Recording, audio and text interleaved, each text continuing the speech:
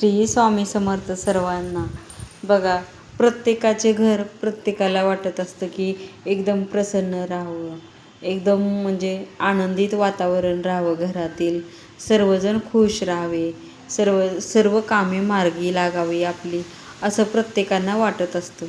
पण काही काही घरामध्ये निगेटिव्हिटी ऊर्जा जास्त असते.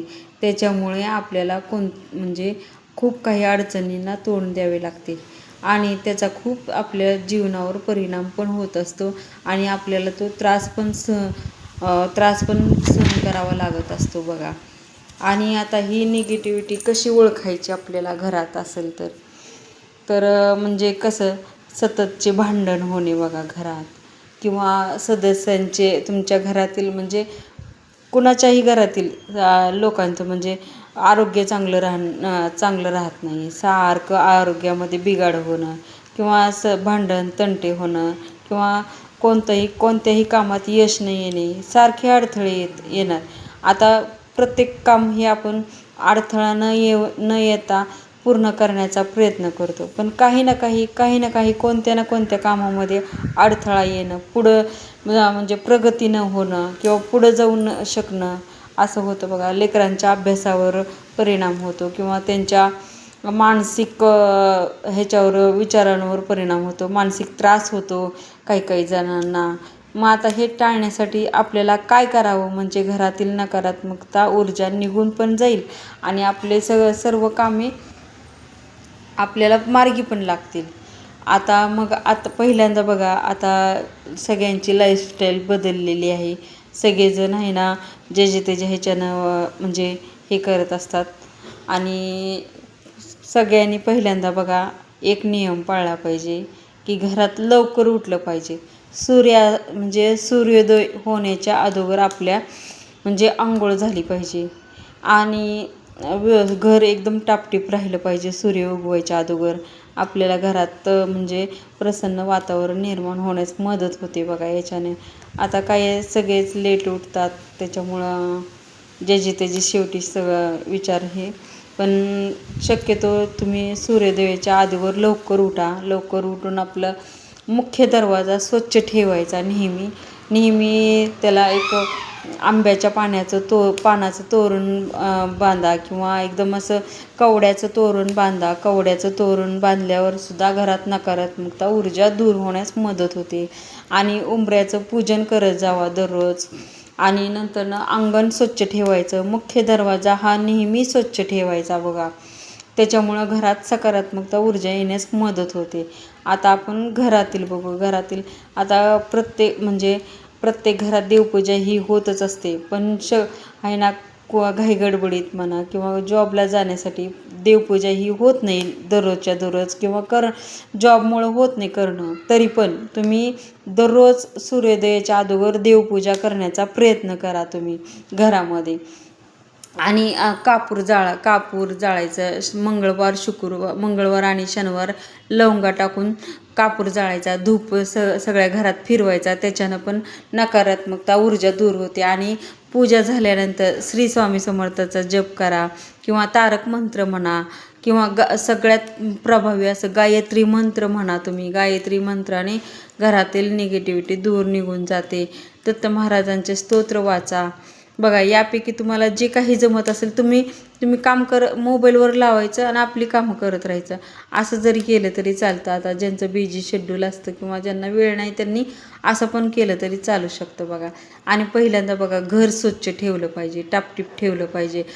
इकडं तिकडं कपडे पडलेले असतात बघा, किंवा न वापरणारे सामान पडलेले असतात. इलेक्ट्रॉनिक म्हणा, बिघडलेले सामान एकदम अडगळ असल्यासारखे असते काही जणांच्यात. म्हणजे कसं लागतच नाही आहे ते सामान, तरी पण ते ठेवायचं.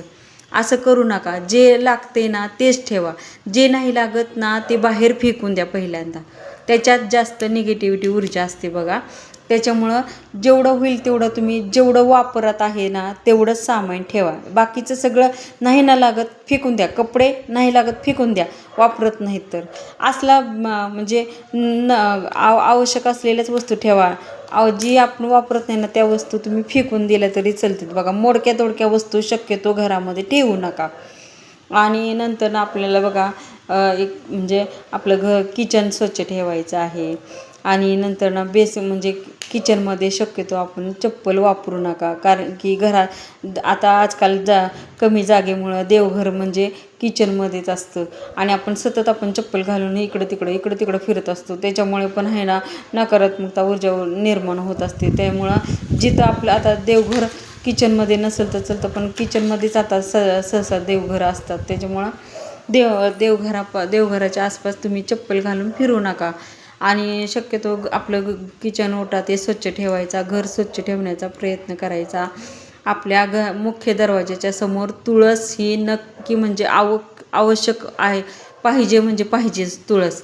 तुळशीला तुपाचा दिवा लावत जावा दररोज. त्याच्यामुळं पण म्हणजे लक्ष्मी स्थिर होण्यास मदत होते आणि निगेटिव्हिटी दूर येत नाही. आता त्याच्या शेजारी, तुळशीच्या शेजारी तुम्ही कोरफडीचं झाड लावलं तरी चालतं बघा, किंवा गुलाबाचं झाड, फुलांची झाडं लावली तरी चालतात. पण कोरफडीचं झाड लावलेलं निगेटिव्हिटी दूर होते.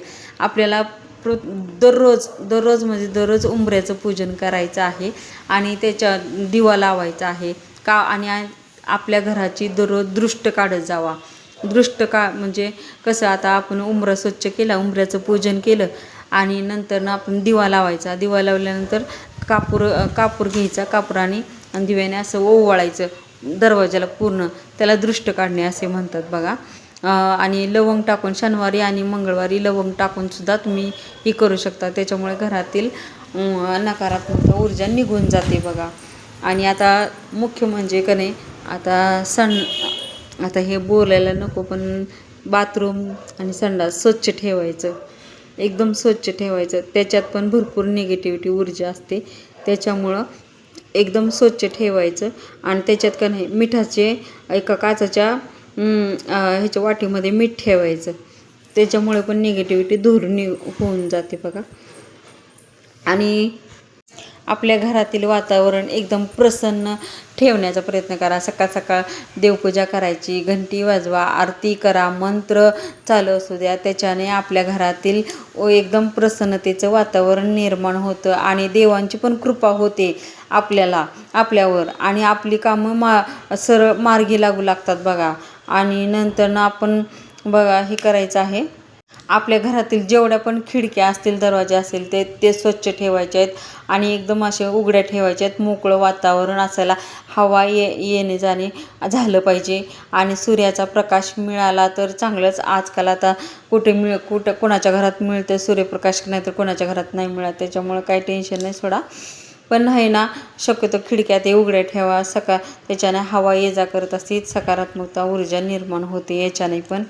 आणि बघा, घरातील तुमच्या कुलदेवतेला तुम्ही काय असेल ती सेवा करायची, पाया पडायचं. त्याच्याने तुमच्या घरातील ऊर्जेचा स्तर पण, सकारात्मक ऊर्जेचा स्तर पण वाढत असतो आणि तुमच्या जी काही घरातील म्हणजे कामे असतील किंवा अडथळे असतील ते दूर होण्यास मदत होते बघा.